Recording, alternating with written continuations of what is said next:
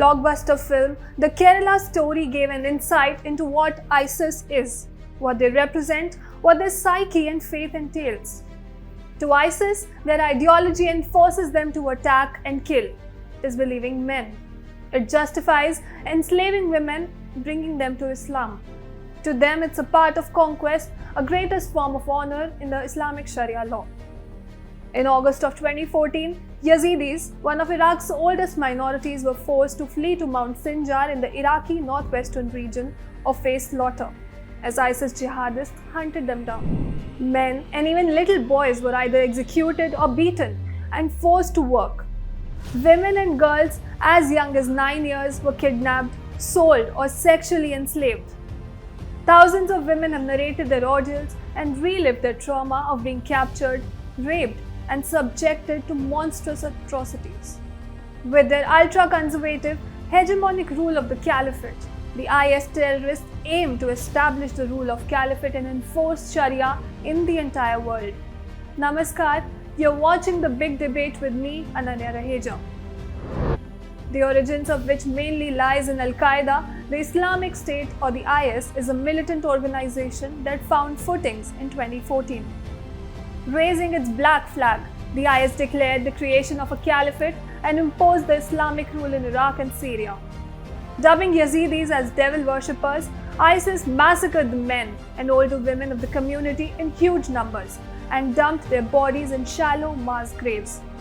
For younger women, different kinds of graves were dug, a hell much deeper and darker than death itself. To ISIS, enslaving women would serve their agenda of increasing their community by giving birth, and then the children will be raised amid fighters and as fighters.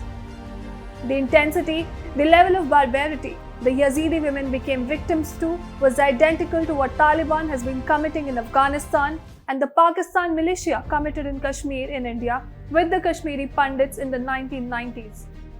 The intent was one, to wipe off an entire community to establish the Islamic rule. وبعدها قتلوا بابا أمام عيوني. شفت دمه بإيدهم. Today, we are narrating these gruesome ordeals of the Yazidis, what they've gone through, to remind our audience what the IS is capable of, the barbarity it has committed, the villainous crimes it's capable of, the crude reality it represents, and above all, the fact that it is still active. Although reports suggest that the group is mainly prevalent in Syria and Iraq, the reality is far different than what meets the eye. The recent Indian film, The Kerala Story, is but just a slight glimpse into its gory, inhuman psyche, which it promulgates and pushes the members of ISIS to commit such heinous, abhorrent crimes against humanity. Data entails that there are some 7 lakh Yazidis in the world, with the majority of them residing in northern Iraq in and around Sinjar. Predominantly Kurdish by ethnicity, the Yazidi people have kept their syncretic religion alive for many centuries despite years of threat to survival. A religion which strictly does not accept converts and strongly condemns exogamy has been under the ISIS target since the mid-2010s. A genocide by definition in the Rome Statute means acts committed with the intent to destroy in whole or in part a national, ethical, racial or religious group. The genocide committed by the ISIS was much more deep-rooted. It had immense psychological impact on the victims. It was carried out through specifically designed gender crimes. The ISIS members strategically targeted Yazidi women and little girls for heinous crimes on ideological grounds. Victims who fled or escaped the ISIS captivity recall how they were subjected to attacks which were made with the aim to silence them and instill terror. هاتنا بامام تقول لازم أم أبورا وكاقولي أم شخورا ببن هاتاهم بسلمان تبن أم قالك يجري ما كرقوتيني فيد النبو قالك المدان جي من نزعني ويتش بنا عمري مدان زصال ومن تشتي فيهم نذكر وخد تيرام المدان وقالك المدان وشغل أخو كرجي وكاقولي يجي صار شيء صالبو من قاري استشكلني في لاباجي دبوكا. The ISIS or Daesh genocide was engineered in a strategic manner, segregating women according to their age, marital status, and perceived physical desirability. ISIS also abused and instrumentalized children on a massive scale. The children aged 8 to 15 were separated from their mothers and transferred to different locations in Iraq and Syria. Either they were sold to slavery, forcible marriage, or eventually converted to Islam. ما زانيت سري ما كاكن يعني أنيش نحسالي بقرا هتانا كي بيساله باوان فارغنا بو ما هم بجافة خديت يعني قالك أسعماتي يعني إيش إنسان بخطائية يعني ناحملينه.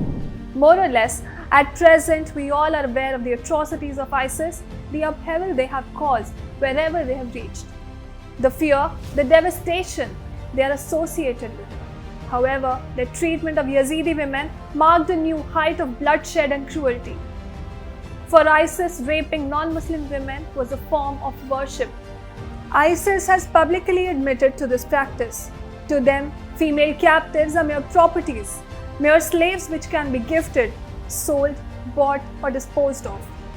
Emirs or local ISIS commanders order to inspect Yazidi girls, some as young as 11 years old, evaluate their beauty, perform full body searches, force them to undergo examinations by gynecologists to determine whether they are virgins, and force them to smile as ISIS fighters take their photographs.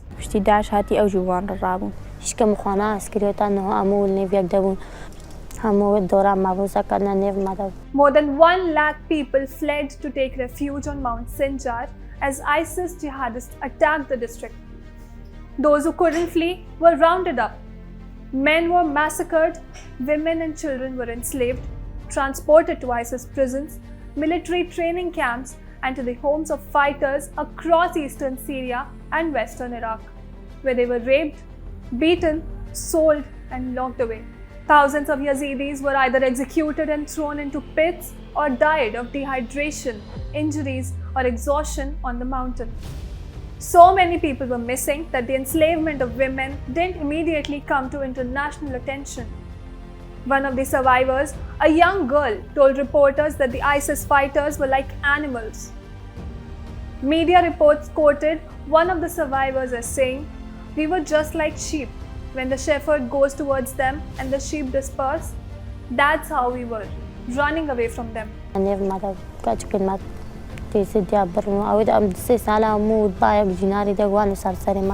مي برا زلام بابو برايم وبريت خالم ومامي كان مداني نشترم بيلا وأمقي جوجن بيلا. Hundreds of women were kept cramped in little rooms, barred from looking outside. Inside these rooms, the women had to share filthy, overflowing toilets, forced to stand in raw sewage.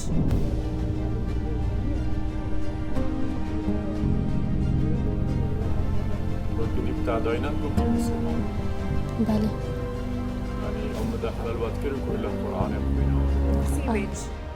Another survivor, an 18-year-old girl, described how men and older women were killed.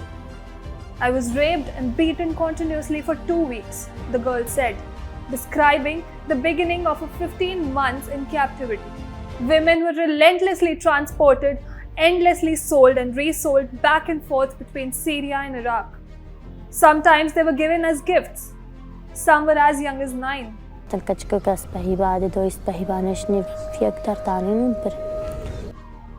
Reports suggest an estimated 6,383 Yazidis, mostly women and children, were enslaved and transported.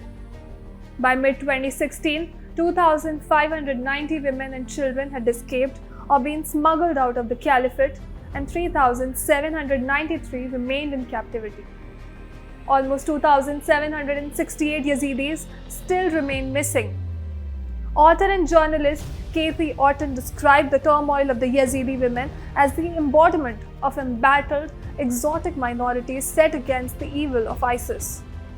The worst part is that the Yazidi genocide was not the first of its kind, nor the last, if strong, premeditated is not taken into issue. Yet, people across continents still remain aloof to its existence, to the plots and the violence it perpetrated. The painful chapter of the Yazidis is a stark reminder to the whole world of what went down. All of humanity needs to be aware of this brutal period of history. to listen, to remain vigilant. لو بس تسمع صوتها، تسمع صرخاتها، هي تقول يا أمي ساعدني، يا أمي. بالكردي كانت تقول دادا دادا، ماما ماما، ونحن ما كنا نقدر نسوي شيء.